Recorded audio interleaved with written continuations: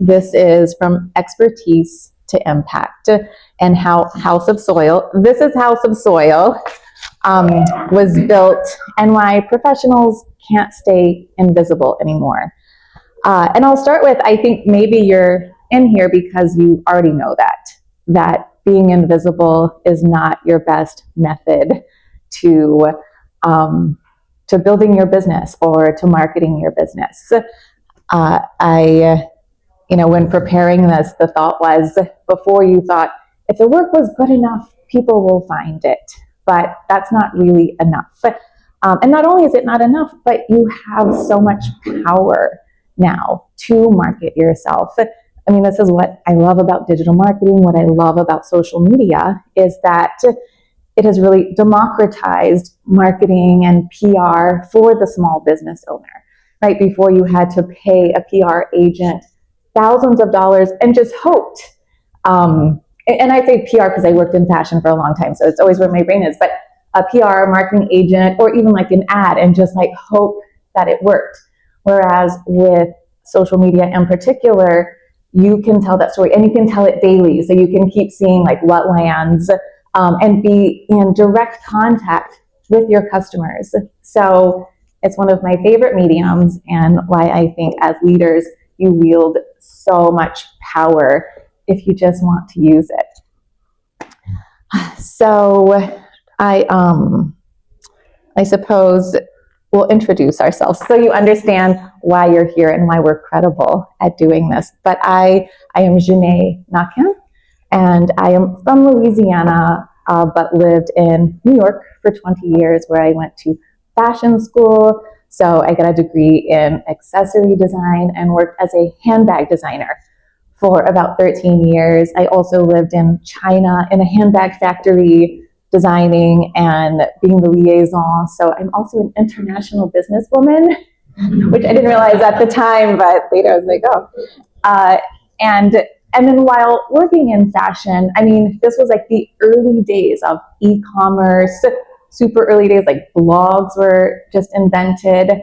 And I mean, I gravitated towards it because it's really creative. Like if you are someone who has things to say, or you have art that you want the world to see, it was a great medium because you could do that. But then I started to see, businesses need to be on here. So businesses that I was designing for, especially the smaller ones, I would say, why don't we add a blog to your website, or you need social media. And then, so I was self-trained because, I mean, no one was a content strategist back in, 2008. That was very much like a made-up job, and now it's a really huge job. So I took all my fashion intel, like all that ability to really just like take an idea and turn it into something physical, and something too that was like used for your everyday life. And I now translate that into personal branding and content creation. So with that, one day, Anna approached me because we were friends, and we definitely bonded over style and New York. And professor of exactly environmental science, specifically urban soil science, but I have the interest in style and fashion and etiquette and pollution. And I was like, I have all this interest, and like, I don't know what to do with that. It's like, Jenee is like, well, let me handle it. Yeah, like, right. She had this expertise and these goals of where she wanted that expertise to land, and didn't know quite how to do it. And so as a brander, I was like, this is easy. We just position you, right? We just take that, we say this is what you are. We find like the imagery, the copy to translate that to the audience that wants to hear that, and you go from there. So with that, we were like, how do we combine soil science and fashion? And voila, we have House of Soil. So even in the name, immediately it conjures what she's doing. And so the way I positioned this talk for today is to give you insight on, how you can best utilize social media as a leader, but also I brought my favorite case study along the way, so that I'm not just sharing random data points of why something works, but you also have Anna here to prove how building a brand and being active on social media has really helped her meet some of her goals. Yeah, so I'm Anna Paltseva. My PhD is in Earth Environmental Sciences from New York City. Originally, I'm from Russia, if you wonder about my accent. Explore business and entrepreneurship, and I have this passion. So along those lines, from being an academic, I was a professor at UL in Louisiana, and now in Indiana, another Lafayette. I live in Indianapolis, but I work for Purdue University College of Agriculture, and I'm also now I'm an ambassador for the College of Agriculture in entrepreneurship and innovations. Because she had a personal brand. Yeah, and my website and my startup. And although it's in the very early stages, this would help the university and other people see it. And so yeah, we'll tell you how we started it. Well, so yeah, I'd like to round out, how we got there, which was Anna. She already knew social media was powerful, and she, wanted to use it to forward her personal agenda, in that she was an expert in this. She loved fashion. She knew fashion was a dirty industry, but she wanted to keep loving it. So how could she make an impact? How could she course change fashion for the better with her expertise? So, that is some of the reframe that I like to tell people who are approaching social media, because when social media blew up, when everyone started noticing social media, it was because, the influencers, all the fashion, beauty, influencers doing silly things. And so I think social media kind of got a bad name early on, or a bad rap, that that's how you're successful, or that's the only thing you do on social media. But my reframe is that visibility is your responsibility as an expert. And also, what Anna was pointing out to me, she was so annoyed with other people showing up talking about responsible fashion who didn't have the expertise. And she was like, no, I am the expert. I know this better than they do. It should be coming from me. So you're also doing the world a huge disservice by not lending your expertise and building, that audience around real factual information. Because as we know, there's a lot of non-factual information. So we need more than ever, more scientists and people who have industry knowledge sharing what they know. So this isn't about how to be an influencer. It's about how to use social media to be a leader. So on this note, I share this little anecdote. You probably know it from the history. 16th, 18th century, European royalties invited scientists to their courts to be entertained through the, seeing the innovations in maybe engineering, electricity, all these instruments, and maybe some chemical analysis would be educational, but also entertaining. I was back then, people didn't have books, definitely no media, right? And they had to pass along the book to get that knowledge. They had to invite scientists. Only royalties could afford to see those experiments firsthand to gain that knowledge. And the scientists were sought after. And nowadays, it's not a thing. There's so much information and misinformation. Now it's our responsibility, if I want my science to be more impactful and actually share what I know from, universities and other colleagues, and more of classical points, and someone who produces knowledge to share. That reminds me that, again, some of your early stories was that, she was already doing all the academic things. She was publishing in journals. She was going to a lot of academic conferences, but she knew that was really limiting her scope of what audience she could reach. And so that's why she also wanted to be on social, because she could make such a bigger impact beyond just the academic community. And I do love that story, because it also proves that since the 1600s, people have been craving, information that only an expert could provide. So it's funny, right? We think this is a whole new era, but it's not. Yeah, and it makes it we're just finding new mediums to do it. More, science, or whatever industry you're in, there's so much of technical knowledge that is so hard to translate, and other people want to know, but they don't understand don't understand it. There's a lot of jargon. It's like 50-page report. Who has time to read it?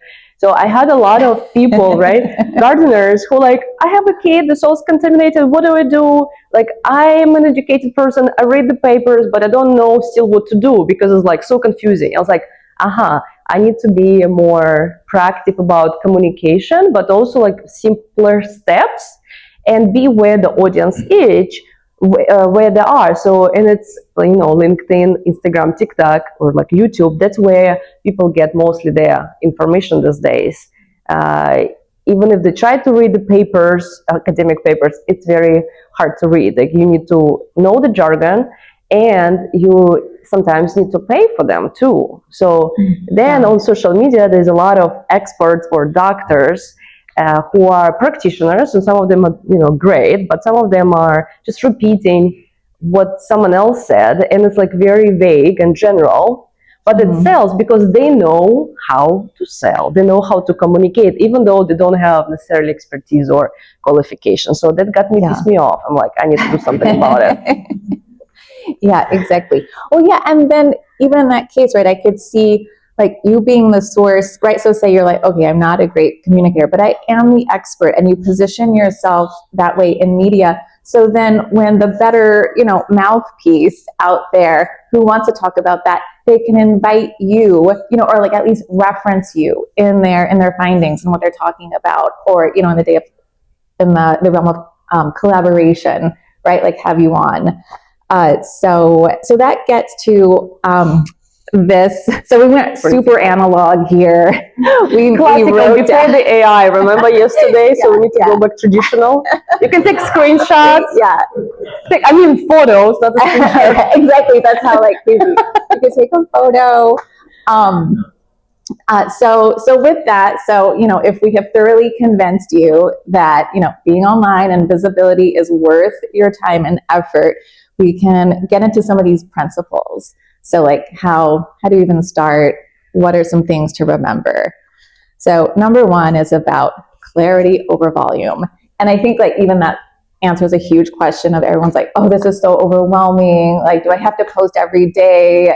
I'm not a content creator. How do I do that? And so the thing is, it's clarity more than volume. So that's where you do the deep work first and decide, yes, what is it that I'm trying to say? That's, what we call the brand building, that foundational building. For instance, with Anna, where she was like, I have all these things to say. And she was, just making all sorts of posts about it. And then we got granular. And we're like, no, we're going to position you. You are House of Soil. These are the topics you talk about. This is who you're talking about. So then she was really clear when she did have to make the content. So we call it, in the biz, we call it POV, stands for point of view. And that's because your point of view is what makes your brand. Your point of view is what makes you really unique. In my business, I like to call it finding your je ne sais quoi, finding that certain something special that only you possess, the thing that people know you for. So before you just start spewing content, get clear on what your brand is. What is your expertise, and what are you trying to say, and to who? And then what do you want them to do? Really, most importantly, a lot of people leave that off. What do you want them to do? Is it call you for a consultation? Is it, fill out this questionnaire? Always know, where are you leading them? And not that is said in every single post, but for instance, that's what's in the bio of your LinkedIn or the bio of your Instagram, so that when they discover you, they're like, oh, I like what they're talking about, or that's the expertise I was missing. Then they go on, right? They hit the different links and they check you out, and they're like, oh, she offers consultations. Let me book that. So it's a web of discovery. Aesthetics create access. So this is something I, especially, like I said, I bring all of my years of fashion into what I do. And this is where you do want, you're all professionals. You understand that to be professional, you have to show up like you mean it. I get a lot of clients who are like, oh, like, I don't want to look like I'm trying too hard, or, you know, because it might make me look desperate.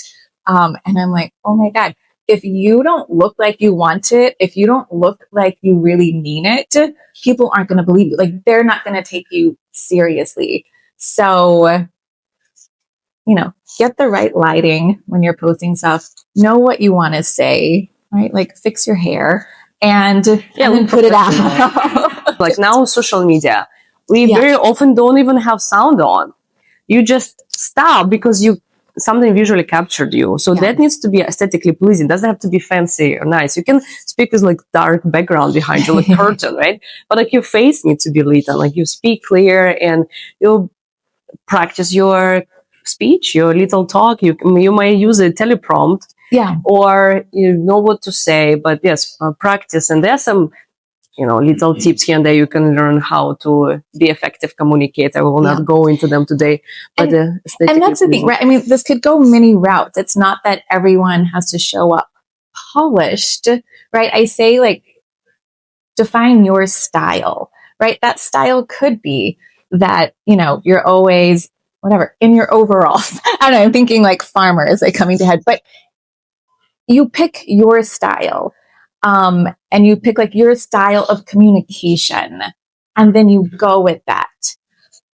So someone scrolls and know they'll stop because like I will know always scrolling, I don't know, LinkedIn or something, and I will see, I know it's Jenee's fault even without reading it, because there will be this orange colors and you know, like there's a style of her photos, even the filter they use, it's always the same. So you kind of subconsciously recognize the brand. It's like you will see McDonald's anywhere, right? Without like seeing the actual store, you will see the symbol and you know it's McDonald's. It's the same color everywhere in the world. Yeah. The other day I had a friend, you know, texting me. She was making some content for a business, just a really small Pilates studio. And she's like, how important is it that I always post using the same colors and this and that? And I was like, so important. So important. I was like, when you go to the grocery store to like buy your favorite energy drink, like if they change the packaging every week, would you find it? You know, would you recognize it? Would you know to buy it? So there's that. But again, I'll say one more tip on finding your style. There's this Instagram influencer who's always teaching people how to use Instagram. And she always like kind of shows up like unkempt and she's like outside, like with her hair in a messy bun or whatever.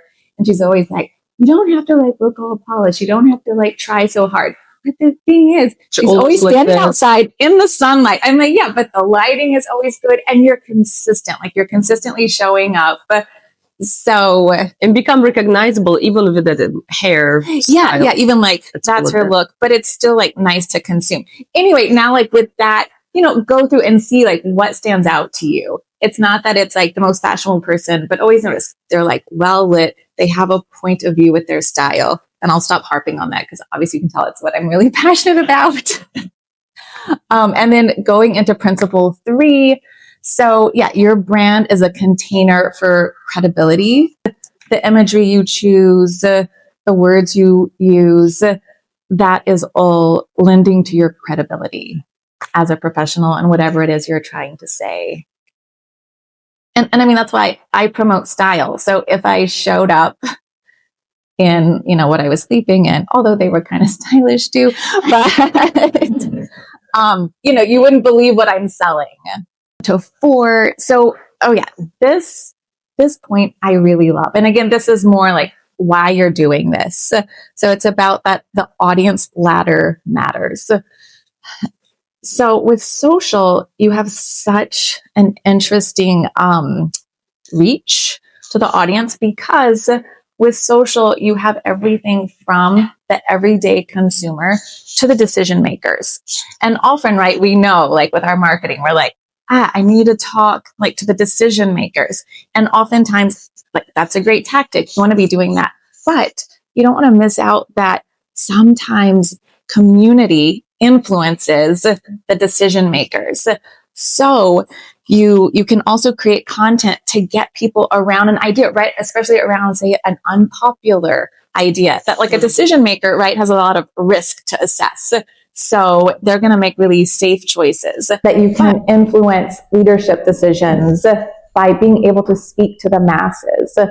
I mean, really, honestly, we've even seen that now, right, in the health department. And like, I'll just go to that because I think everyone understands that because we've all seen it played out. But right, like the health department of the US Gov really is widely influenced by this like group of moms, like these wellness moms that were like, we don't want any more red dye. Like, I mean, there was like a serious like mom nutrition movement on social media, but I mean, it took several years.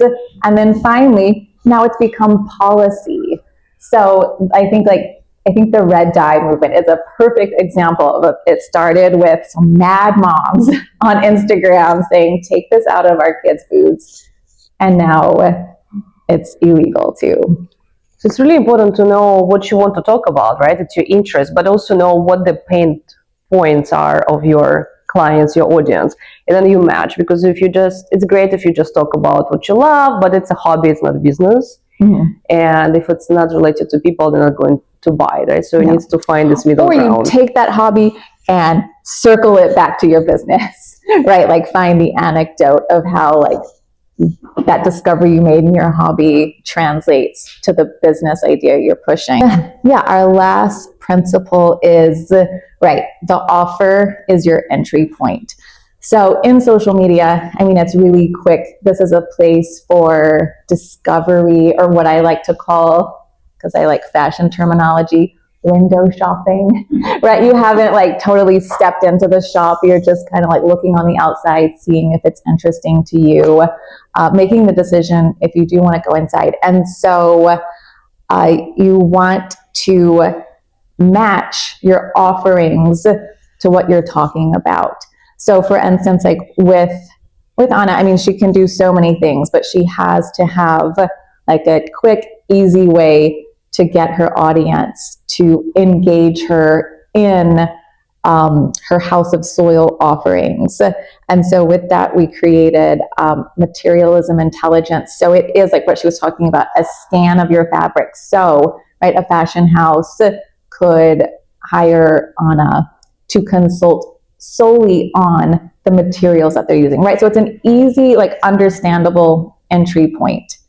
But I mean, this is kind of business 101, right? Like, I mean, you understand what your like quick offers are, but you want to make sure that is easily understood also on your social media because, right, you have them, like you've hooked them, like they're so interested in you, they believe you, give them something there that's a quick and easy entry point to contacting you or starting to work with you. And right, there's no tricking the algorithm. I mean, just be honest.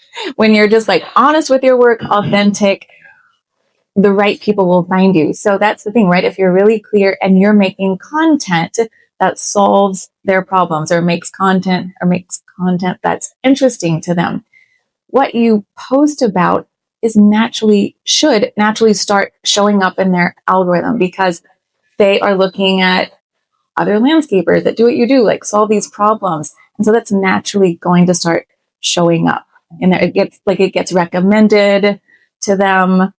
I mean, also now starting last summer, Instagram, all the social medias are, but Instagram was the last one, that it's Googleable. So when you are searching for something, even on Google, if your content on Instagram is answering the questions people are Googling, you can show up for that.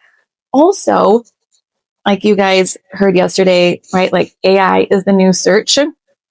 If you search your business, right? Use Google Gemini, right? That is like the AI search. So now I love saying, don't Google yourself. Remember, like you needed to Google yourself and see what came up, see if you ranked. Now AI yourself. And you will see that even some of the last stuff you posted comes up in the description, in your AI description. So it is being pulled, but so that's why you want to make sure you're saying the right things. And also last year, she gave a TED talk titled, what if your wardrobe could save the planet? So connecting soil and clothes, right? It's textiles start on the soil and end up there as waste, but we don't really make the whole circle. Now you will be thinking what you do with your clothes, right? Yeah. So yeah, check it out on TEDx. You can look up my name. It will pop up on YouTube. TEDx on YouTube. But yes, it really helps to, like, on professional scale, to be more visible and walk into the room and like people know me because they follow me. They might not be, at least scientists are so not now when very... she shows up to these academic conferences, they're like, oh, I've seen you. And yeah, and they might not be like not engaging with me directly. Scientists are introverts. They're not going to comment, but they're watching. So you should comment, right? Be social, as Jenee likes to say, be social on social.